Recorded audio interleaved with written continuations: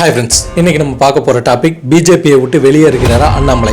அதாவது அண்ணாமலை அவர்கள் வந்ததுக்கப்புறம் தான் பாஜகன்ற ஒரு கட்சிக்கு பெரும்பாலும் தமிழர்களுக்கு தெரிய வந்துச்சு. இதுக்கு முன்னாடி ஹெச்ராஜ் அவர்கள் இருந்தார்.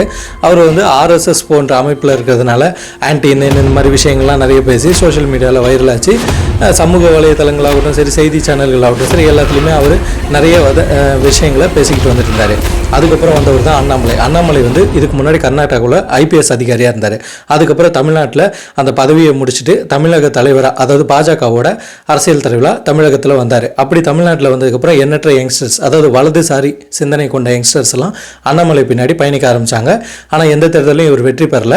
அதுக்கு மாறாக கோயம்புத்தூரில் ரொம்ப ஸ்ட்ராங்காக நின்றுட்டு இருந்தார். அப்படி அவர் நின்றுட்டு இருக்கிற நேரத்தில் தான் ஏகப்பட்ட அறிக்கைகள் விட ஆரம்பித்தார். ஏகப்பட்ட விஷயங்களை திமுகவை சார்ந்து குற்றச்சாட்டுகளை வச்சுட்டு இருந்தார். இப்போ கூட திமுக ஃபைல்ஸ்ன்னு சொல்லிட்டு நிறைய அமைச்சர்கள் மேலே குற்றங்களை சொல்வதும், அதாவது பார்த்திங்கன்னா கேஸ் போடுறது, இந்த மாதிரி விஷயங்களை செஞ்சுட்டு வராரு. இதுக்கப்புறம் எண்ணற்ற விஷயங்களை செஞ்சுருக்காரு. அது உங்களுக்கே தெரியும்.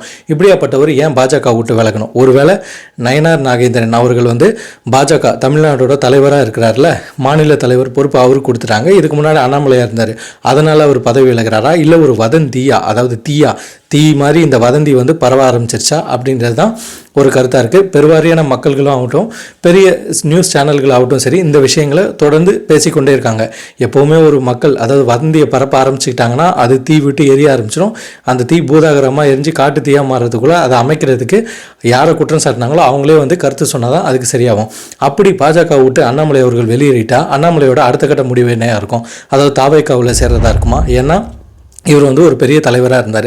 அதாவது ஒரு பெரிய கட்சியில் தமிழ்நாட்டை சார்ந்த தலைமையில் இருந்தார். அப்படியாப்பட்டவர் எந்த கட்சிக்கு போவார்? அங்கே டிவிகே மட்டும்தான் இருக்குது. ஸோ டிவிகேவோட நிலைப்பாடை பொறுத்திருந்து தான் பார்க்கணும். பாஜகவோட நிலைப்பாடோ என்னன்னு தெரியல. இன்னும் அண்ணாமலை அவர்கள் இது முழு விவரமும் கொடுக்கல.